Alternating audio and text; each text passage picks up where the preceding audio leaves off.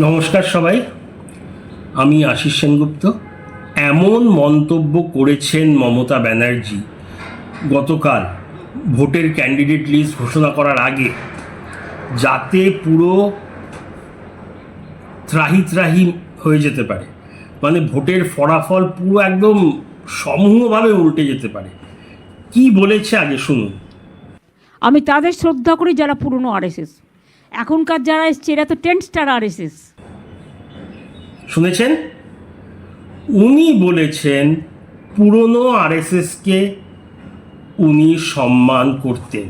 এটা ধরে নিয়ে যেতে পারে ভালোবাসতেন, এটা আরও ইন্টারপ্রিটেশন হতে পারে যে ওনার সাথে চেনা জানা আছে ভালো, তাই তো।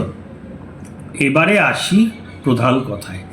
মুসলমানরা ভারতের, শুধু বাংলা না পুরো ভারতের সমগ্র মুসলমানদের একটা হিউজ মেজরিটি বিজেপিকে যত না অপছন্দ বা ঘৃণা করে, তার থেকে 10 গুণ বেশি আরএসএসকে অপছন্দ বা সোজাসুজি আউটরাইট ঘৃণা হেট করে। বিজেপি একটা পলিটিক্যাল পার্টি, তাকে অনেকগুলো নিয়ম মেনে চলতে হয়, নয়তো তাদের পার্টি ক্যান্সেল হয়ে যাবে লাইসেন্স।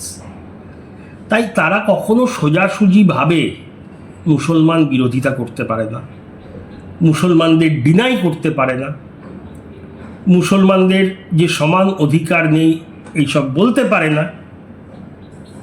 কিন্তু আরএসএস এর বিরুদ্ধে এরকম ভুরি অভিযোগ আছে যে তারা কট্টর মুসলমান বিরোধী, এবং এরকম মানাও হয়।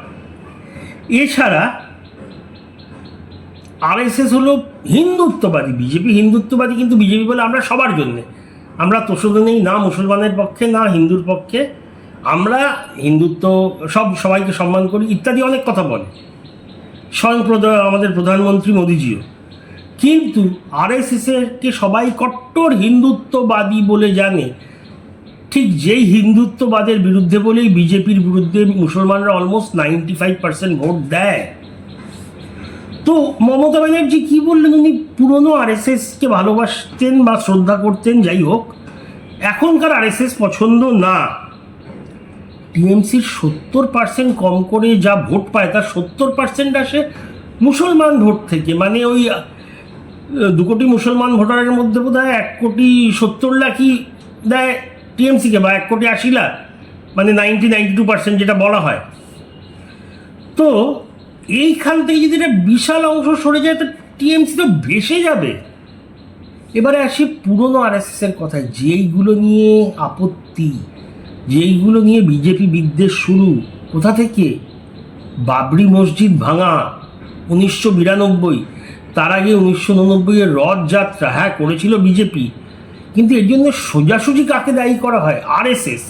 এছাড়াও অনেক আছে, বজরং দল, বিশ্ব হিন্দু পরিষদ, আরও ছোটোখাটো হিন্দুত্ব সংগঠন, কিন্তু এদের সবাইকে আরএসএসের শাখা সংগঠন ধরা হয়। মেন গাছটা, শিকড় হলো আরএসএস, আর সেই আরএসএসকেই উনি শ্রদ্ধা করেন, একদম খোলাখুলি বলেছেন। আর ওই প্রার্থী ঘোষণার লিস্ট তো বাংলার প্রতিটি ঘরে, সে হিন্দু হোক মুসলমান হোক, প্রতিটি ঘরে পৌঁছে গেছে। তা পুরনো আরএসএসকে শ্রদ্ধা করেন। গুজরাট রায়ট, সেখানে কাদের দায়ী করা হয়? অনেক আছে, বিশ্ব হিন্দু পরিষদ, বজরং দল, অনেক, কিন্তু ওপরে কে? আরএসএস, সেই পুরনো আরএসএস।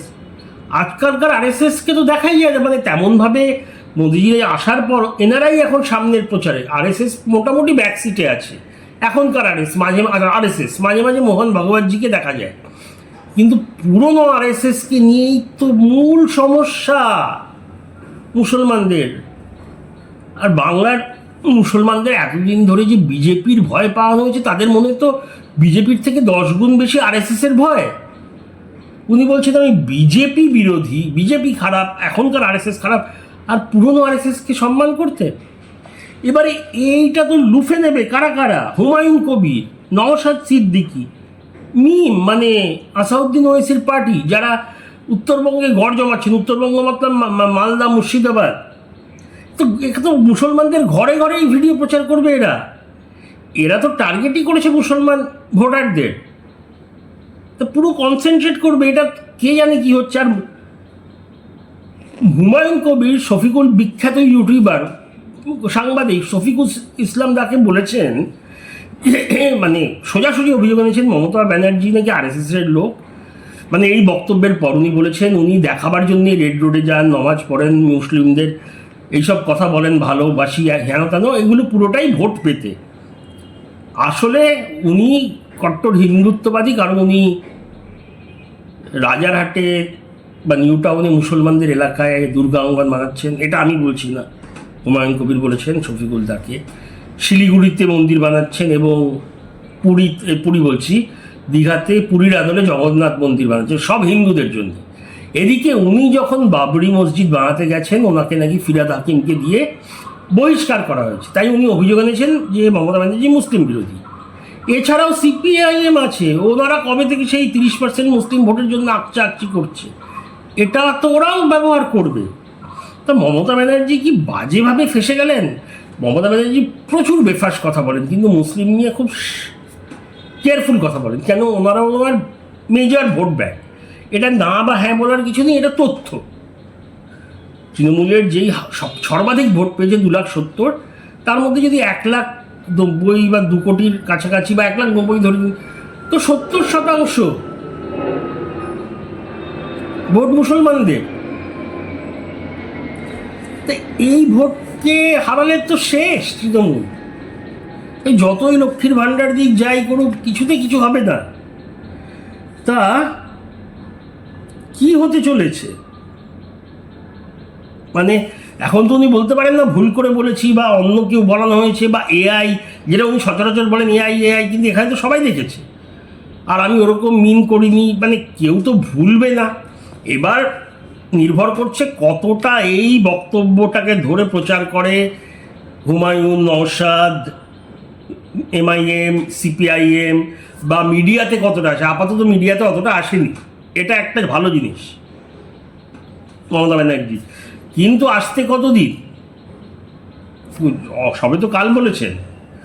তা এটাই কি হবে আমি জানি না। আপাতত তো শুধু হুমায়ুন কবিরের অ্যাডভান্টেজটা নিচ্ছে, এরপরে বোধহয় নওশাদরাও শুরু করবেন। আগামী দিন বলবে। আপনাদের মতামত জানাবেন। অনেক অনেক ধন্যবাদ। জয় হিন্দ।